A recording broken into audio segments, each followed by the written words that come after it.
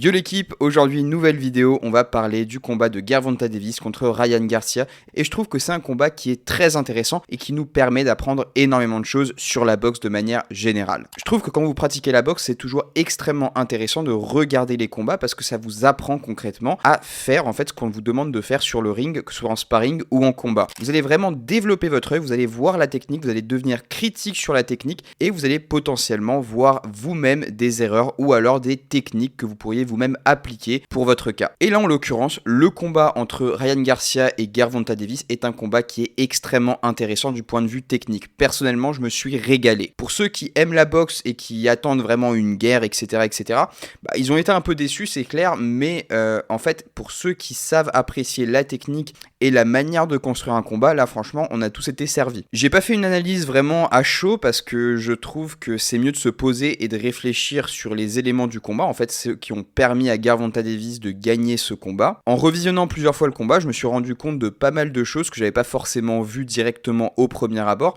mais qui sont quand même hyper intéressantes à relever. Déjà, Gervonta Davis, il a fait un sans faute. Que ce soit au niveau technique, au niveau des déplacements, au niveau du coup d'œil, au niveau de la défense, franchement, il n'y a rien à dire sur la boxe de Gervonta Davis, c'était vraiment une masterclass. Et en fait, il s'en est vraiment tenu au game plan stricto sensu. Il s'est pas écarté de la ligne directrice, il a vraiment fait le game plan tel qu'il a été défini et designé par, j'imagine, son camp d'entraînement. On voit à plusieurs reprises qu'il va utiliser son bras avant pour bloquer la vision de Ryan Garcia et l'inciter à envoyer son crochet gauche. Quand Garcia envoie son crochet gauche, lui, il se baisse et il contre. Il le tente à plusieurs fois et au deuxième round, à un moment donné, ça passe. Et c'est là où je trouve que Gervonta Davis est quand même un boxeur extrêmement intelligent parce que si on regarde le nombre de coups donnés, en fait, il donne pas tant de coups que ça. Mais par contre, les coups qu'il donne sont extrêmement précis et calculés. Et là, on a exactement l'inverse de Ryan Garcia. Ce qui s'est passé, c'est complètement l'inverse. Ryan Garcia, lui, il est parti, j'imagine, il avait un game plan de base, mais il s'en a écarté vraiment très rapidement parce que, évidemment, avec la pression,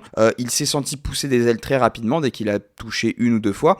Et en fait, il est vraiment concrètement sorti de son game plan. Et sortir de son game plan, forcément, ça te fait faire plus d'erreurs que si tu étais vraiment posé avec une boxe calme et que si tu analysais vraiment la situation de manière objective. Parce que le coup qu'il l'a mis par terre au deuxième round, en fait, c'est un coup que Gervonta Davis, il a tenté déjà plusieurs fois avant. Gervonta Davis, il est venu avec cette technique-là, qu'il a appliquée plusieurs fois et c'est passé au bout d'un moment, en fait. Mais c'est pas la première fois, en fait, au moment où ça passe, qu'il le fait. On voit déjà bien avant qu'il met en place ce piège-là avec son fameux bras avant. Il attend que Ryan Garcia lui envoie le crochet gauche et une fois que le crochet gauche arrive, lui, il contre. Mais le fait que Ryan Garcia soit aveuglé et perde complètement le game plan, fait qu'il ne voit pas que Gervonta Davis lui tend le piège plusieurs fois, et au bout d'un moment, forcément, ça finit par passer. Et c'est là où l'analyse est hyper importante et il faut vraiment le faire très rapidement. Bon, là, c'est vrai qu'en pro, les boxeurs ont le temps de s'analyser, de voir des combats, etc.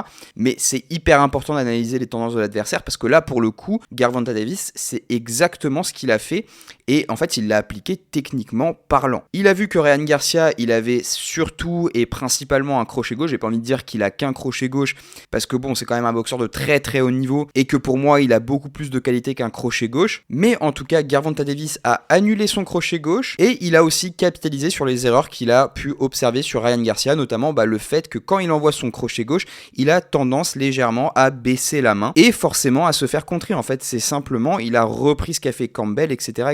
Donc Gervonta Davis, il a simplement appliqué le plan à la lettre. Après, attention, je dis pas que c'est facile. Ryan Garcia, pour rentrer et pour le toucher quand il baisse la main dans son crochet gauche, faut quand même rentrer dans le crochet. Donc il faut potentiellement prendre le risque de le prendre. Donc c'est pas n'importe qui va réussir à toucher Ryan Garcia sur un crochet gauche qu'il envoie. Si je prends mon exemple personnel, moi jamais de la vie je m'imaginerais toucher Ryan Garcia, même si je vois le trou, je pense pas pouvoir l'exploiter. Par contre, c'est vrai qu'au niveau auquel il a évolué ce soir-là, Gervonta Davis, il a pas laissé passer l'erreur, quoi. Ça c'est clair, net et précis. Une fois qu'il a vu la faille, il a pas hésité, il a placé son coup. Et j'irais même plus loin, en fait, je pense que la faille, il l'a déjà vue et en fait, son coup, il était déjà calculé, il a même pas forcément besoin de regarder où est le trou, il sait déjà que quand il va envoyer son coup, il va avoir 90% de chances de toucher, parce qu'il a fait un travail en amont d'analyse fondamentale, et il a vraiment regardé en fait quel coup était potentiellement le plus dangereux dangereux et le plus à même de toucher Ryan Garcia quand il envoie son crochet gauche. Donc pour moi, ce combat, il met vraiment en avant une chose, c'est qu'il faut pas perdre son calme dans un combat de boxe. Il faut vraiment garder la tête froide le plus possible parce que si on entre dans une phase de pilotage automatique,